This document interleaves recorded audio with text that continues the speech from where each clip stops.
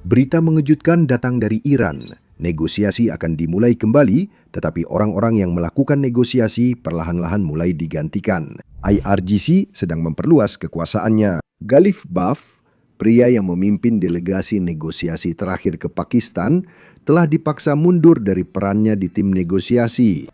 Sementara itu, kekuatan militer Amerika Serikat di Timur Tengah kini mencapai rekor tertinggi. Kapal induk ketiga sekarang secara resmi telah tiba di wilayah tersebut, seperti yang dikonfirmasi oleh Komando Pusat. Jadi, mari kita bahas semua itu. Dimulai tentu saja dengan berita terbesar dari semuanya. Beberapa dari kalian mungkin ingat bahwa hanya beberapa hari yang lalu, kami membahas laporan tentang IRGC yang menempatkan para negosiator di bawah tahanan rumah. Ini termasuk nama-nama seperti Galif Baf yang merupakan Ketua Parlemen dan Kepala Tim Negosiasi, Presiden Iran Pezeshkian, dan Menteri Luar Negeri Iran Araghchi. Nah, tebak apa? Sepertinya kita punya lebih banyak informasi terkait tahanan rumah tersebut. Sekarang kita mendengar bahwa negosiator utama telah dipaksa mundur dari perannya sebagai negosiator utama. Nah, disinilah penting untuk memperjelas. Dia juga merupakan Ketua Parlemen di Iran, dan dia tidak dipaksa mundur dari peran tersebut. Namun di luar tanggung jawab itu, dia juga semacam pemimpin de facto dari salah satu faksi di dalam Iran. Dan karena itu, dia memimpin negosiasi berurusan langsung dengan Wakil Presiden J.D. Vance. Nah, sepertinya sekarang dia telah dipaksa mundur dari peran ini. Spekulasinya adalah bahwa ini mungkin karena dia berusaha memasukkan isu nuklir dalam pembicaraan dengan Washington ketika dia berada di Pakistan sekitar 2 minggu yang lalu. Dan karena itu, IRGC dan para komandan IRGC marah dan dia dipaksa mengundurkan diri. Sekarang ada beberapa rumor tentang tokoh garis keras yang akan menggantikannya di posisi ini. Tokoh ini bisa jadi adalah seseorang yang terakhir kali mengkritiknya secara terbuka. Nama orang itu adalah Said Zalili. Bagi sebagian dari kalian, nama ini mungkin familiar karena kita pernah membahasnya saat Perang Saudara Iran mulai terbuka, ketika IRGC mulai berdebat secara terbuka dengan para negosiator di Iran. Itu terjadi karena Menteri Luar Negeri Iran secara terbuka mengatakan bahwa, "Hey, Selat Hormuz sekarang sudah terbuka lebar." Ini terjadi beberapa hari yang lalu. Dan tepat setelah cuitan itu, tepat setelah pernyataan itu, IRGC pada dasarnya mengatakan, "Hey, orang bodoh itu tidak mengendalikan selat. IRGC lah yang mengendalikan Selat Hormuz." Dan tebak apa? Menurut IRGC, Selat Hormuz tidak terbuka. Sementara semua itu terjadi, orang ini, Said Larizi, dia berada di pihak IRGC. Dan dia secara terbuka mengatakan bahwa jika pemimpin tertinggi mendukung para negosiator, dia harus tampil di depan umum dan mengatakannya. Jika tidak, para tentara IRGC harus menangani para perencana kudeta ini. Dia menyebut para negosiator sebagai perencana kudeta dan memanggil mereka begitu di depan umum. Sekarang, yang menarik di sini adalah cuitan di mana dia menyebut semua orang sebagai perencana kudeta. Nah, cuitan itu dengan cepat dihapus, mungkin dalam waktu 1 jam setelah diposting. Tapi sepertinya pesan atau perasaan di dalam Iran itu tidak hilang. Ada banyak pendukung rezim Islam yang membenci negosiasi dan kita melihat mereka turun ke jalan.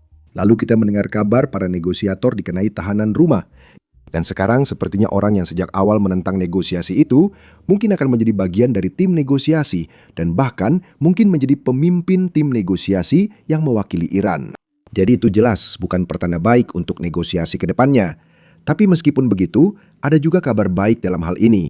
Hari ini kita mendapat kabar bahwa negosiasi mulai berjalan perlahan. Setelah 2 hari jeda di mana Iran mencoba mencari tahu siapa pengendali negara, tampaknya kini beberapa orang terbang ke Pakistan saat saya merekam ini. Dan tujuan dari penerbangan ini kemungkinan besar adalah untuk membahas langkah selanjutnya yang akan diambil. Sekarang sebelum kita masuk ke pembaruan tersebut, izinkan saya memberitahu kalian tentang apa yang terjadi dengan pemimpin tertinggi karena dia masih belum terlihat atau terdengar sejak perang ini dimulai. Sangat mungkin dia terluka dalam serangan pertama yang menewaskan ayahnya Ali Khamenei. Tapi sejak saat itu kita tahu dia masih hidup. Kita tahu dia dipilih menjadi pemimpin tertinggi oleh orang-orang yang ayahnya tempatkan di posisi berkuasa. Sekarang tidak ada yang tahu di mana dia. Menurut laporan baru dari New York Times, tampaknya sebagian besar luka Khamenei jauh lebih parah daripada yang dilaporkan sebelumnya. Salah satu kakinya terluka begitu parah sehingga telah dioperasi sebanyak 3 kali hanya dalam 2 bulan terakhir. Dan meskipun sudah menjalani operasi-operasi tersebut, tampaknya sangat-sangat mungkin dia akan membutuhkan kaki palsu. Sekarang yang menarik di sini adalah Ayahnya juga memiliki lengan palsu. Lengan aslinya hancur akibat serangan bom oleh penentang rezim Ali Khamenei saat dia menjabat presiden Iran sebelum menjadi pemimpin tertinggi.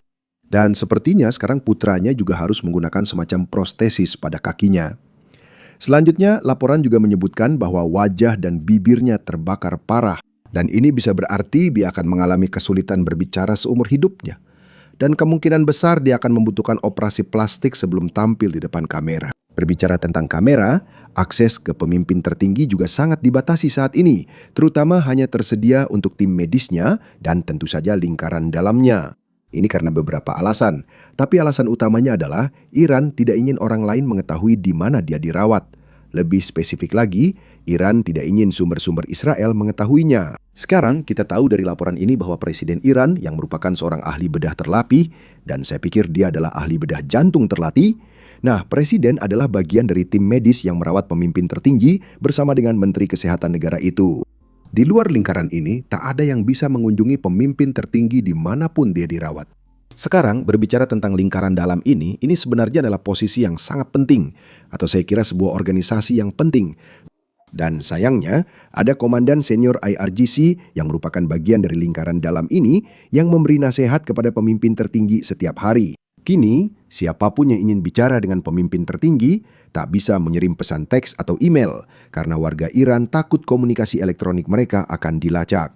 Siapapun yang membutuhkan informasi, nasihat, atau keputusan harus menulis catatan tangan, memberikannya ke kurir bermotor untuk disampaikan ke pemimpin tertinggi, lalu kurir akan kembali membawa jawaban tertulis dari pemimpin tertinggi.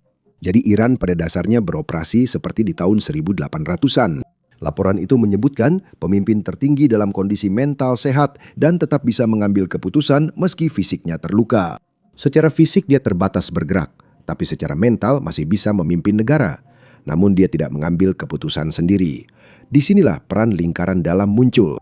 Dia beroperasi lebih seperti seorang direktur dewan. Dan lingkaran dalam pada dasarnya adalah para direktur dewan, orang-orang yang memberi nasihat kepadanya. Tapi pada akhirnya semua orang punya hak suara. Dan setelah mereka memberikan suara secara bulat pada suatu isu, maka keputusan dibuat dan dikirimkan kepada orang-orang yang menunggu keputusan tersebut. Saya menduga kini negosiasi dimulai lagi, mungkin karena pemimpin tertinggi di baliknya atau para negosiator punya batas tertentu yang tak bisa dilewati. Artinya, meskipun pemimpin tertinggi telah memberikan izin untuk negosiasi, dia mengatakan, "Hei, jangan membahas tentang Selat Hormuz atau jangan memberikan konsesi apapun terkait uranium." Tentu saja kita tidak tahu detail pastinya, saya hanya berspekulasi. Tapi seiring negosiasi berjalan, kita akan mengetahui apa saja batas-batas Iran. Dan kita bisa berasumsi bahwa batas-batas itu langsung berasal dari pemimpin tertinggi. Jadi sekarang mari kita bahas pembaruan yang kita miliki terkait negosiasi. Sepertinya Menteri Luar Negeri Iran sedang terbang ke Pakistan saat saya merekam ini pada Jumat pagi. Sekarang sebelum kita masuk ke semua detailnya, saya ingin mengingatkan semua orang untuk menekan tombol subscribe di bawah ini. Itu sangat membantu kami untuk terus membuat konten yang kalian sukai dan anggap edukatif. Sekarang mari masuk ke pembaruan terbaru. Menteri Luar Negeri Iran Abbas Araghchi diperkirakan akan tiba di Islamabad malam ini bersama delegasi kecil. Informasi ini berasal dari sumber Pakistan dan sumber Iran. Para mediator Pakistan memperkirakan akan ada putaran kedua pembicaraan antara Amerika Serikat dan Iran, namun mereka belum tahu kapan hal itu akan terjadi. Artinya, perjalanan yang sedang dilakukan Menteri Luar Negeri Iran saat ini tidak termasuk pertemuan dengan Amerika Serikat. Dia hanya bertemu orang Pakistan dan beberapa negara lain yang mungkin mengejutkan kalian. Saya sendiri juga terkejut saat melihatnya. Berikut adalah pernyataan langsung dari Menteri Luar Negeri Araghchi. Kami memulai kunjungan ke Islamabad, Muscat, dan Moskow pada waktu yang tepat. Kini, Muscat adalah ibu kota Oman yang menjadi mediator sebelum perang dimulai. Sekarang, Oman selama ini cenderung berpihak pada Iran, dan itulah sebabnya Amerika Serikat tidak menggunakan mereka lagi sebagai mediator, karena saya menduga Oman mungkin berperan dalam gagalnya negosiasi. Menariknya, dia kini pergi ke Oman dan Rusia. Mari kita lihat alasannya. Secara terbuka, dia bilang ini hanya karena alasan regional. Kita tidak akan membahas Amerika Serikat. Itu pesan yang ingin dia sampaikan dengan tak menyebut Amerika Serikat di cuitannya. Saya rasa semua orang tahu alasan dia ke Pakistan. Pakistan adalah mediator utama dalam negosiasi yang sedang berlangsung. Nah, kunjungan ke Rusia ini menarik. Jika kita berspekulasi, kita mungkin bisa mengatakan Rusia adalah sekutu utama. Pada 2015 saat JCPO ditandatangani dengan Iran, Iran menyerahkan sebagian uranium yang telah diperkaya ke Rusia sebagai bagian dari kesepakatan nuklir itu. Jadi mereka menyingkirkan uranium itu. Dan dengan menyingkirkannya, mereka hanya memberikannya kepada Rusia yang memang sudah memiliki kemampuan pengayaan. Jadi bukan masalah jika Rusia memperoleh lebih banyak uranium termasuk yang telah diperkaya. Hal tentang Rusia itu masuk akal. Sekarang tidak harus berarti dia pergi ke sana untuk membahas persediaan uranium. Bisa saja untuk hal lain juga. Jika kita berasumsi Iran menginginkan kesepakatan nuklir, wajar jika Menteri Luar Negeri Iran ke Rusia untuk mencari tahu logistik yang perlu dilakukan setelah kesepakatan ditandatangani.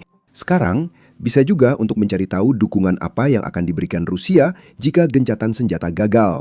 Atau mungkin dia ingin tahu apakah Rusia mau memberi jaminan jika tercapai kesepakatan damai jangka panjang. Seperti Ukraina, Iran mungkin juga ingin mendapat jaminan dari negara adidaya atau berkekuatan nuklir lain di dunia. Jadi Iran yakin bahwa perang tidak akan langsung pecah lagi setelah kesepakatan damai tercapai. Sekarang negara terakhir, Oman, cukup menarik karena Oman pernah menjadi bagian dari negosiasi sebelum perang dimulai. Tapi saya ragu itu alasan dia pergi ke Oman sekarang. Saya tidak berpikir Amerika Serikat akan setuju Oman menjadi mediator lagi karena semua hal yang pernah dikatakan Oman di masa lalu. Mereka sangat anti Amerika Serikat dan sangat pro-Iran sejak perang ini dimulai.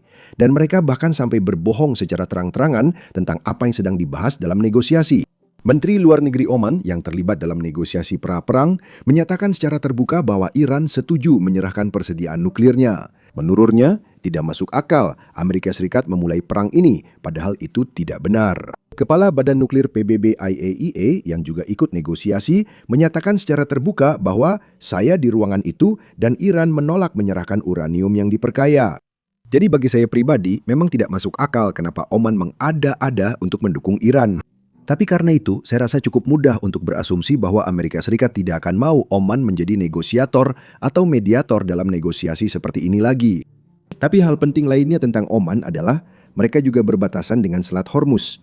Mereka memiliki sebagian jalur perairan yang tumpang tindih dengan selat tersebut. Sebelumnya, Iran secara terbuka menyatakan ingin mengendalikan selat itu bersama Oman karena Oman berada di sisi lain selat. Di satu sisi ada Iran, di sisi lain kita punya perbatasan Oman. Saya rasa Iran ingin mencari kerangka kerja agar bisa mengendalikan Selat Hormuz. Sekali lagi, kecil kemungkinan komunitas internasional akan memberikan kedaulatan atas selat tersebut kepada Iran. Tapi menurut saya, yang sebenarnya diinginkan Iran adalah mencari semacam kesepakatan timbal balik, di mana mereka berkata, "Hei, kami bersedia melepaskan klaim kami atas Selat Hormuz jika kalian memberikan X dalam negosiasi, atau jika kalian memberikan Y." Mungkin mereka ingin pelonggaran sanksi yang lebih besar, atau mungkin mereka ingin lebih banyak uang untuk membangun kembali. Tidak yakin, tapi pada dasarnya mereka sedang berusaha memperkuat posisi mereka dalam negosiasi. Jadi ya, Menteri Luar Negeri Iran akan mengunjungi 3 negara. Dia sebenarnya sedang dalam perjalanan sekarang, setengah jalan menuju Pakistan saat saya merekam ini. Saat saya merekam bagian sebelumnya, kami menerima laporan baru dari Axios bahwa 2 pejabat Amerika Serikat, Steve Witkoff dan Jared Kushner, utusan khusus, diperkirakan akan ke Pakistan dalam beberapa hari. Sekarang, meski langsung naik pesawat, tetap butuh 16 jam ke Pakistan. Saya ragu mereka bisa bertemu Menteri Luar Negeri Iran karena kemungkinan dia tidak menginap. Dia mungkin hanya beberapa jam di sana, berbicara dengan mediator Pakistan, lalu pergi. Tapi fakta bahwa mereka pergi ke Pakistan berarti mungkin Menteri Luar Negeri Iran datang membawa pesan tentang kapan mereka ingin mengadakan negosiasi di masa depan. Hanya waktu yang akan menjawab apa informasi itu. Tapi kemungkinan ada kabar baik bahwa negosiasi akan dimulai kembali dari kedua belah pihak. Sekarang, sementara semua ini terjadi, kapal induk ketiga telah tiba di Timur Tengah. Hal ini dikonfirmasi oleh Komando Pusat Amerika Serikat.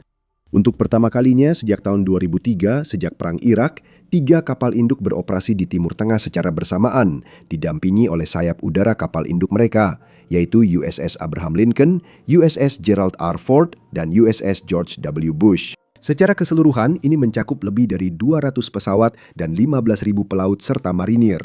Sekarang, di sini pada peta, Anda dapat melihat lokasi ketiga kapal induk tersebut. Kita memiliki 1 di Laut Merah, 1 di Laut Arab, tepat di luar Teluk Luan. Disitulah blokade berada. Lalu ada 1 di Samudra Hindia, kemungkinan menuju Laut Arab. blokade Amerika Serikat masih berlangsung dengan gencar. Daya tembak di sana terus meningkat tiap hari. Dan pagi ini Ketua Denken mengonfirmasi bahwa 34 kapal telah menghadapi blokade AS-REC dan berbalik arah karena mereka tidak ingin mengambil resiko. Berikut detailnya. Seperti yang saya sebutkan, Komando Pusat Amerika Serikat masih memblokade semua pelabuhan dengan ketat. Kami menegakkan blokade secara menyeluruh terhadap kapal dari negara manapun yang melintas ke atau dari pelabuhan atau wilayah Iran. Kami secara ketat melacak kapal-kapal yang menjadi perhatian yang menuju ke Iran dan kapal-kapal yang bergerak menjauh dari Iran yang berada di luar area blokade saat blokade ini diperintahkan. Dan seperti yang semua orang lihat akhir pekan lalu, kami siap dan dalam posisi untuk mencegat mereka. Sampai pagi ini, 34 kapal telah menghadapi blokade Amerika Serikat dan membuat keputusan bijak untuk berbalik arah. Satu kapal tidak melakukannya, dan kapal itu adalah kapal motor Tuska. Kapal Tuska yang baru saja dibicarakan oleh Jenderal, sekarang kapal itu berada di bawah kendali Amerika Serikat. Sekarang, kelemahan lain dari blokade bagi Iran adalah bahwa penyimpanan minyak Iran semakin penuh. Mereka tidak bisa mengirimkan minyaknya, dan mereka tidak ingin menutup ladang minyak. Mereka ingin tetap membukanya selama mungkin, dan itu berarti kapasitas terbatas yang dimiliki Iran, terisi dengan sangat cepat. Karena itu, demi masa depan, Iran kini mengoperasikan kembali kapal tanker minyak yang sudah pensiun. Sekarang mereka ingin menggunakannya sebagai tempat penyimpanan terapung, bukan lagi untuk mengirim minyak ke seluruh dunia. Mereka akan munisi dan membiarkannya berlabuh di pelabuhan atau Teluk Persia, menyimpan minyak yang tak bisa dikirim akibat blokade Amerika Serikat. Alasannya tentu saja seperti yang sudah kita bahas di video-video sebelumnya, Iran sebenarnya tidak ingin menutup sumur minyak mereka, karena ada konsekuensi jangka panjang jika melakukan hal itu. Jika peralatan dan infrastruktur ladang minyak sudah sangat tua, mustahil mengoperasikannya lagi tanpa investasi miliaran dolar untuk peralatan baru. Atau misalkan mereka bisa menyalakannya kembali. Bahkan saat itu pun, mereka akan kehilangan sekitar 5-10% kapasitas pengeboran mereka karena siklus penutupan tersebut. Itu berarti Iran ingin bernegosiasi untuk mencapai kesepakatan sebelum kapasitas penyimpanan mereka penuh. Ada alasan lain mengapa blokade ini sangat menyakitkan. Begini, IRGC sangat bergantung pada pendapatan minyak untuk mendanai aktivitas mereka.